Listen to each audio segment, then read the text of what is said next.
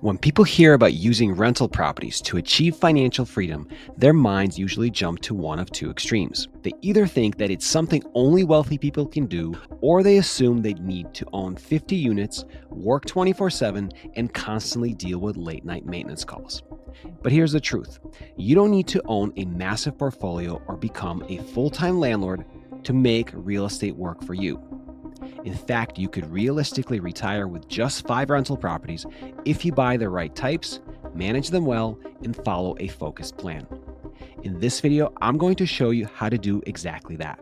I'll walk you through the math, a real-world example from my local market, and the step-by-step strategy that makes this goal achievable, even if you're starting out with limited capital. Let's start with the most important step: figuring out your personal freedom number. Step number 1, define your freedom number. Before we look at any properties or strategies, you need to get clear on why you're doing this. Most people say they want financial freedom, but what does that actually mean? At its core, freedom number is the amount of monthly passive or semi-passive income after all expenses that you need in order to cover your cost of living so that working becomes optional. It's the number that, once you hit it, gives you the ability to walk away from your day job without sacrificing your lifestyle. But financial freedom doesn't look the same for everyone. That's why it helps to break this down into 3 different tiers of expenses. The first tier is your survival expenses, the bare minimum you need to live. This includes your housing costs, like rent or mortgage payments and utilities, groceries, basic transportation like gas and car insurance, health insurance or medical expenses, a cell phone plan, and any minimum debt payments. This tier won't support luxury travel or lifestyle upgrades, but it would buy back your time and allow you to leave your W-2 job. For many people, survival level expenses fall somewhere between $2,500 and $4,000 per month. The second tier is what I call comfortable living. This includes everything from the first survival tier, but adds in a modest discretionary spending. That might include eating out occasionally, a gym membership, some streaming services or subscriptions, going to the movies or concerts, attending sporting events, or taking short vacations. This is the tier where life starts to feel good, not extravagant, but enjoyable and sustainable. For a lot of people, this tier of expenses falls in the $4,000 to $6,000 per month range. The third tier is your lifestyle upgrade tier. This is where you include luxuries that you may or may not care about, but that definitely cost more. This might include international travel, luxury cars, a country club membership, a second home, or even private school tuition for your kids. It's not necessary to retire, but if this is the lifestyle you want, your freedom number needs to reflect that. So how do you calculate your own freedom number? Start by tracking your actual expenses for the last year. Categorize them into the 3 tiers I just described. Then choose which tier you would feel comfortable reaching before walking away from your full-time job. You don't have to choose the top tier right away, you're just trying to define your first milestone. You can look at your freedom number as a monthly or as a yearly cash flow number. It doesn't really matter, it's whatever feels most intuitive to you. I like the monthly number because when I think about rental profit, I think of it in monthly increments. Once you've selected your target lifestyle tier, then it's just a matter of adding up the expenses in that tier. If your expenses come out to $5,000 per month for the lifestyle you want, that's $60,000 per year in net rental income. And once your portfolio reaches that number, you're free. Now it's just about figuring out how many and what kind of rentals you need to reach that number. Step number 2, what 5 rentals could actually look like. Let me give you a real-life example from my local market to show you how the numbers work. But please don't get hung up on the example. Prices for similar types of properties vary significantly based on location. It's not the specific example, but the concept and approach that I'm trying to get across. Right now in my area, there's a 2-family property listed for sale in Troy, New York for $194,900. Each unit is a 3-bedroom, 1-bath, and both have been nicely renovated with updated finishes. The location isn't the hottest part of town, but it's also not a war zone. It's the kind of working class neighborhood where you can find solid tenants and reliable cash flow. The first unit is currently rented at $1,300 per month. The second unit brings in $1,500 per month. That's a total of $2,800 in monthly gross rent. Now let's assume for the sake of argument that you eventually own that property free and clear. No mortgage.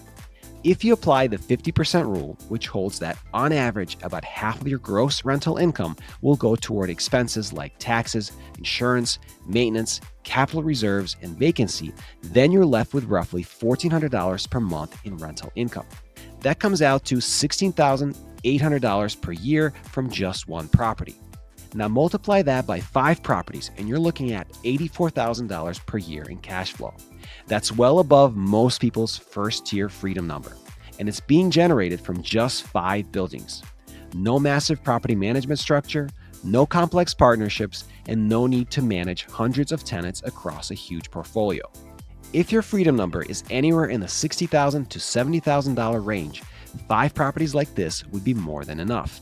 Now, obviously, you probably won't find 5 identical properties, but I can tell you that in my market, I could probably find 5 similar properties that would do the job. I believe this is the case in most markets. The naysayers will argue that it's not possible in today's market. There is hardly anything being sold, and what is being sold is very overpriced. But I promise you, if you're diligent and resourceful enough, you can find deals that will work for this strategy. Maybe they won't all be 2-family properties. Maybe some will have to be single families, and some may have to be triplexes or fourplexes. And maybe you have to look for some off-market by networking with other landlords and real estate agents who may have access to off-market deals. You may even have to cold call some sellers or send them direct mail. The point is, if you approach this problem with a closed mindset where you say it can't be done, you will fail. And if you approach it with an open mindset by asking, how can it be done, you will succeed. Step number 3, aim to buy 1 property per year. Now let's talk about how to get those 5 properties, because buying one $200,000 rental every year is no small feat. It's absolutely doable, but it's important to acknowledge that funding is going to be the biggest challenge for most people. There are 4 main strategies I can suggest that can help solve the financial problem. The first is the serial house hack strategy. With this approach, you buy a rental property as your primary residence once a year and use a low down payment loan like an FHA or a conventional, usually requiring just 3.5% to 5% down. You live in one unit and rent out the others. Then, after a year, you move out and do it again. The biggest advantage here is the low upfront cost. The downside is that it requires you to move each year, and depending on your lender, you may need to provide a valid explanation for doing so repeatedly. But if you're willing to move, this strategy can help you build a portfolio quickly without needing a lot of cash up front. The second option is standard non-owner occupied financing, which typically requires a 20% down payment. The benefit here is that you don't need to move, and you might find it easier to qualify based on the property's projected cash flow. The challenge is the cost. A 20% down payment on a $200,000 property is $40,000, and that's not including closing costs or reserves. You'll likely need to spend $50,000 or $60,000 in cash each year to keep acquiring. That said, it gets easier over time. If each property generates $5,000 to $6,000 per year in net income, that cash flow adds up and helps fund your next deal. By the time you're buying your 3rd or 4th property, your earlier investments are giving you a very good head start toward the next down payment. Now, obviously, you will still need to source a large portion of the down payment from your other sources of income, which for most people are their W-2 job. For this reason, it's important that you continue to perform well and be a good employee for your boss. It would also be nice if while you're on this secret financial freedom path, you're able to get a promotion or a raise that you can put toward your down payment savings. Every little bit helps. The third option is private financing. This involves borrowing money from individuals, friends, family, or professional connections who want to invest in real estate but don't want to be hands-on. Private loans are powerful because every term is negotiable. Down payments can be as low as 10%, 5%, or even 0 in some cases. Repayment terms, interest rates, and loan durations are all flexible. The challenge is that these lenders need to trust and believe in you. If you don't have any experience or a proven track record, it can be hard to get someone to invest in you. That's why this strategy tends to work best if you've completed a couple of successful deals already. The fourth and final option is a mix of all three of these strategies. This is the path that most new investors end up taking, and it's the one that I took as well. It's the get it done however you can approach. You might start with a house hack to get into your first property cheaply. If you can house hack again the next year, great, do it. If not, and you've saved enough for a traditional 20% down payment, go that route. And once you've got a couple of successful deals under your belt, you can start building relationships with private lenders who want to fund your future projects. Those first few deals are critical. They build your experience, your confidence, and your credibility. They show you what's possible, and they demonstrate to others, especially potential lenders, that you're capable of doing this successfully. If you stay focused, keep saving, and solve the funding challenge using one or more of these strategies, you can absolutely build a 5-property portfolio in 5 years or even faster. Step number 4, building systems from the start. The difference between owning rentals and being owned by your rentals comes down to systems. From the very beginning, start treating your rental activity like a business. Create a checklist for how you screen tenants, set up a system for collecting rent, handling maintenance requests, and tracking incoming expenses. Use property management software. Document your processes, and over time, start building a team. This might include a property manager, a handyman, a leasing agent, a CPA, and many others. The earlier you put systems in place, the easier it becomes to grow without burning out. When you hit property number 5, you want your rental business to be running smoothly, not adding stress to your life. I've tested out a few different property management platforms over time. They all have different pros and cons. One that I found particularly interesting is called Baseline.com. The cool thing with this one is that it allows you to create bank accounts and earn interest on money in those accounts at rates comparable to those of high-yield savings accounts. So as your tenants pay you rent, while that money is in the account, it earns close to 3.5% as of the date of the recording of this video. That's a nice little perk to have. And the best part, Baseline is completely free. You can screen tenants, collect rent, perform all of your bookkeeping, and at the same time, earn interest on the money you have sitting idle while you wait to use it for your rental expenses. Definitely a unique platform in this regard. I'll put a link to Baseline in the description of this video if you want to check it out. Step number 5, be patient, let time do the heavy lifting. This is the hardest part for most people because it doesn't feel active, but it's one of the most powerful parts of the plan. If you buy quality properties, manage them well, and just hold on to them, time does the heavy lifting for you. Rents increase, loans get paid down, property values rise, your equity grows, and so does your cash flow. It's not flashy and it doesn't happen overnight. This is how real wealth is built in real estate. But in addition to letting time do its thing, you can also do a few things to speed up the process. One of those things is forcing some appreciation through key improvements that cost less than the resulting gain in equity. Let me demonstrate with an example. Let's say you buy a 2-family house with 2 bedrooms and 1 bath in each of the 2 units.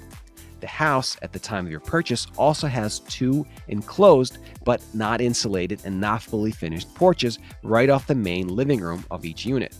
By adding insulation, installing new windows, sheetrocking, and adding a closet to each of these porches, you can turn those 2-bedroom units into 3-bedroom units and increase the total livable square footage of the property by the square footage of those new rooms.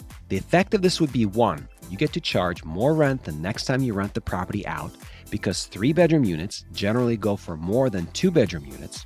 And 2, you would also see an immediate increase in your property's valuation, again because properties with 3 bedrooms per unit, larger square footage, and higher rents will be valued higher by the market than smaller properties.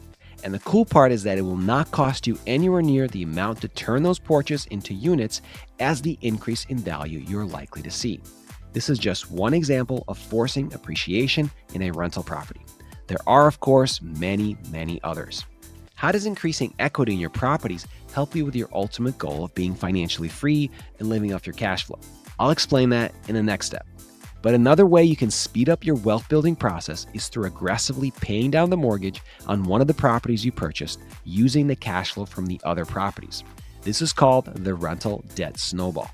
Once you eliminate the mortgage of one property, you'll be able to see even more cash flow, which you can then funnel toward the payoff of another property and keep doing that until all 5 properties have been paid off.